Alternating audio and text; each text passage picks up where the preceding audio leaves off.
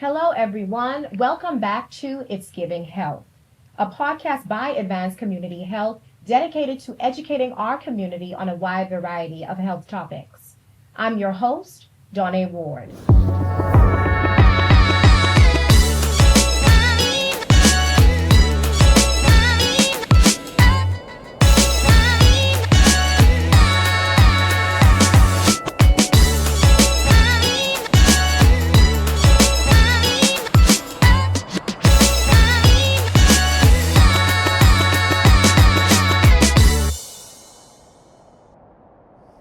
Today, we're talking about something that I think we all need a little bit more of, and that's joy. Not just as a nice feeling, but as actual medicine for our minds and bodies. Joining me today is Melody Washington, our Director of Behavioral Health here at Advanced Community Health. Melody, welcome.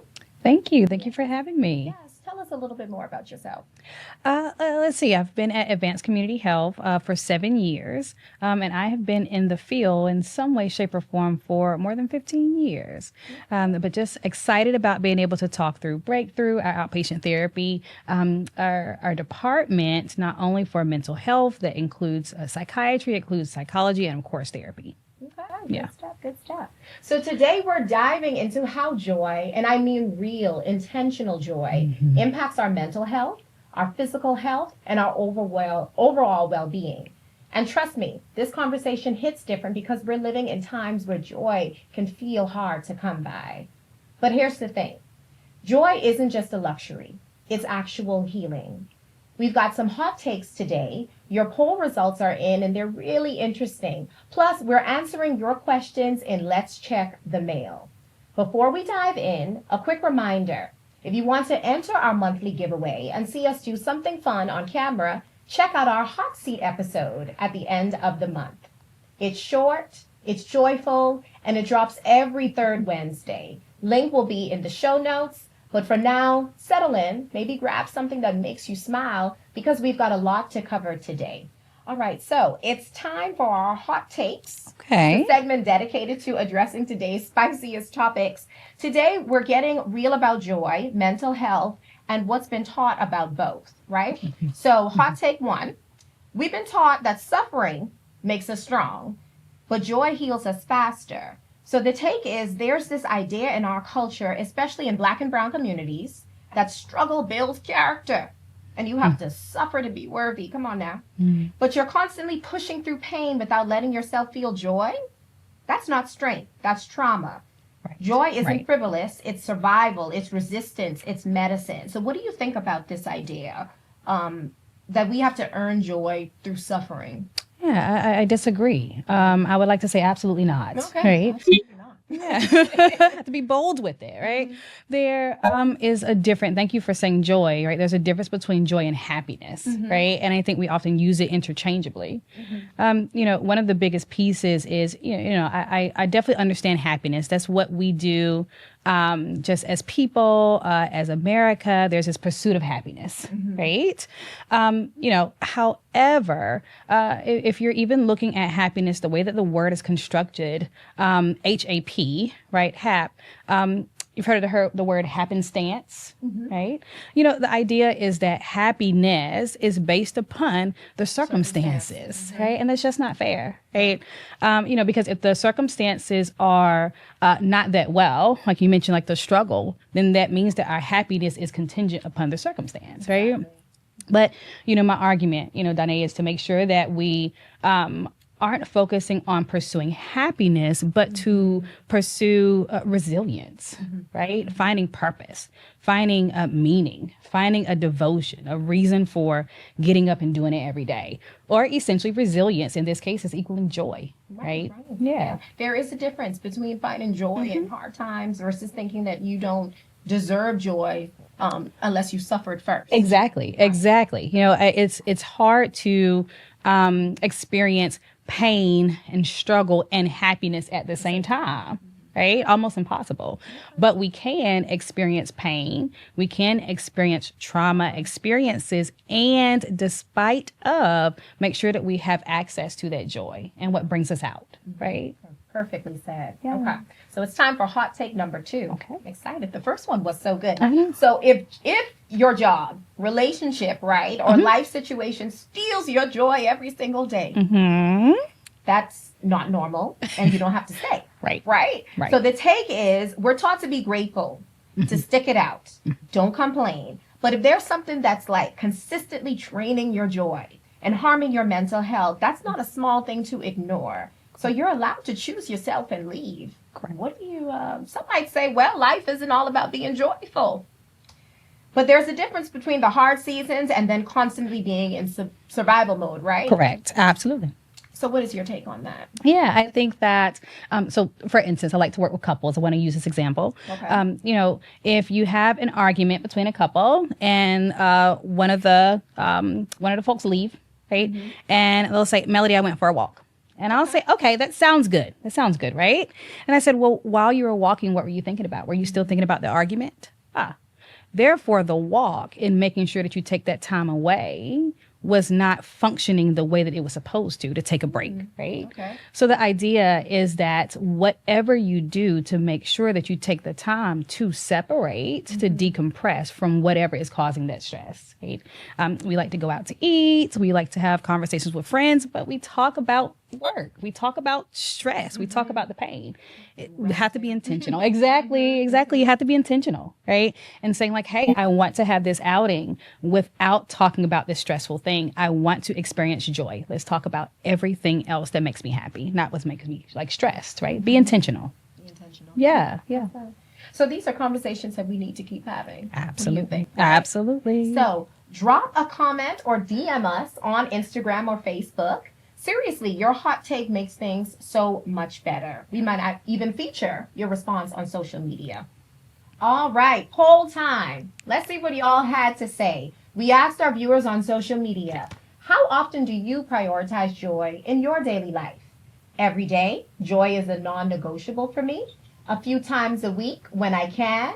Rarely, I'm too busy or stressed, or almost never, I don't even think about it. So we'll have our guests do the honors. So results say 57% say every day. Oh. I'm happy about that. 23% a few times a week. 17 rarely. And then 3% says almost never. Okay, that's good. I'll take it. That's really good. Thank you. All right. Stay tuned for future polls by checking our social media page. You can vote on Instagram, Facebook, and Twitter. It takes literally 5 seconds, and we'll share the results live in each episode. An apple a day keeps the doctor away. Or so they say. So what's your health tip? And today we're keeping it on theme. What's something small that brings you joy or helps your mental health? Singing. Their research shows that singing improves mood. Or listening to music. I would say make sure that you listen to the music of the mood that you want, right? So if you're low, then don't listen to a slow song. Listen to an upbeat, right? If you're overstimulated, high anxiety, you can't do the crunk music. Right. If you're going through a breakup, maybe not a breakup song. Maybe not a breakup song. Exactly. Yeah. For me, it's always going to be dance. Yes. Like moving my body, that always brings me joy. I love Puts me in it. an instant. Yes. So, and it's such a reminder too that joy doesn't have to be this big elaborate thing. Correct. Right? Correct. So for our listeners out there, we want to hear from you. If you're watching on YouTube, tell us what your apple of the day is by dropping a comment in the chat. All right, it's time to check the mail. This is where we answer your questions. Let's see what our audience sent us. So, first question. Okay. What can I do to control anxious moments or thoughts? Okay. So there's actually, speaking of joy, there is a diaphragmatic breathing exercise that is called the breath of joy. Would you like to do it with me? Yes. Okay. All right. So what we do, typically, if you ask for someone to breathe, they will breathe in and out, right?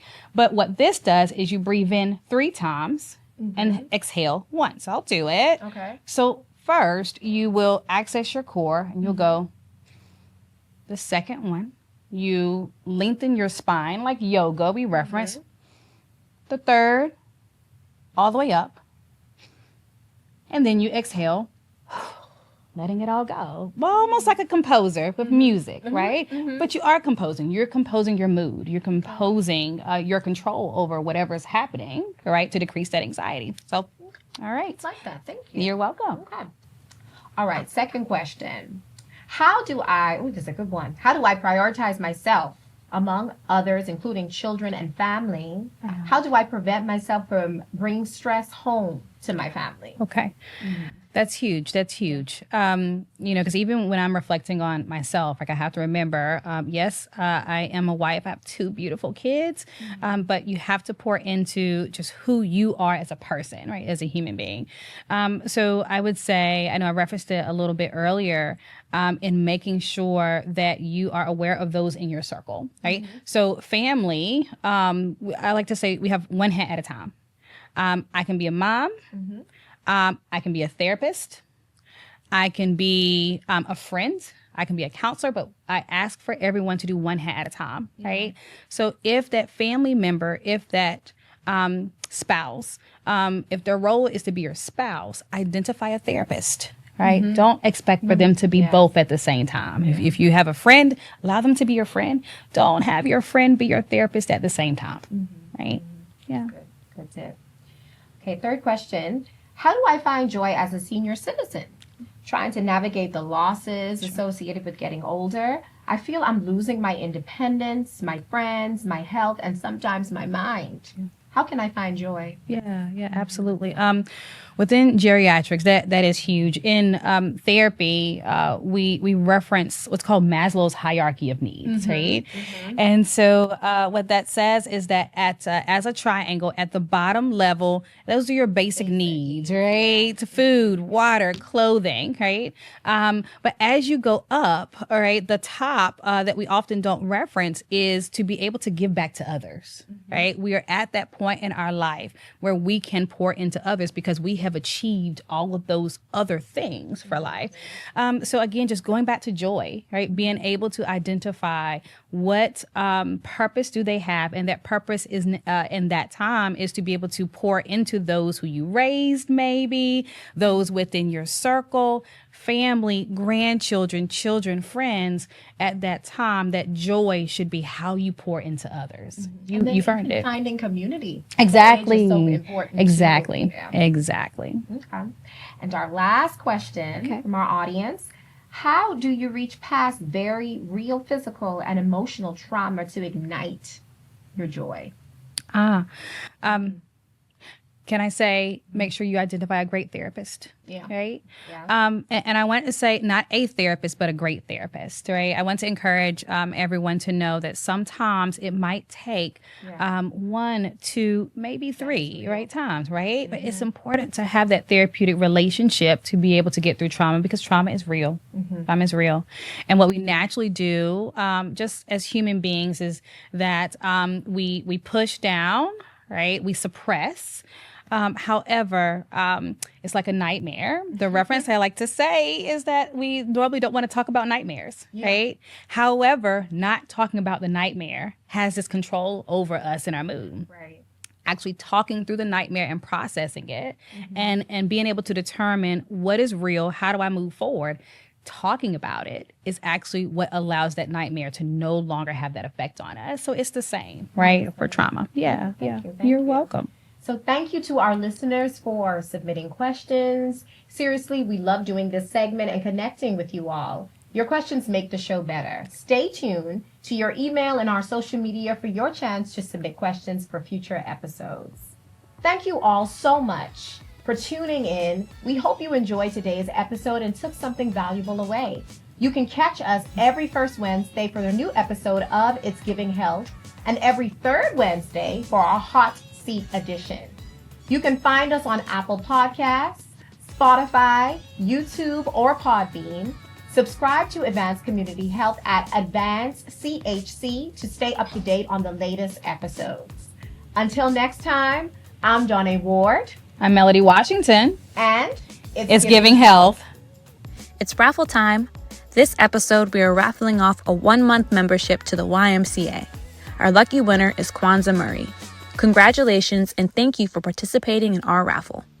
If you would like a chance to enter the podcast raffle for future episodes, tune into each episode to see how you can win.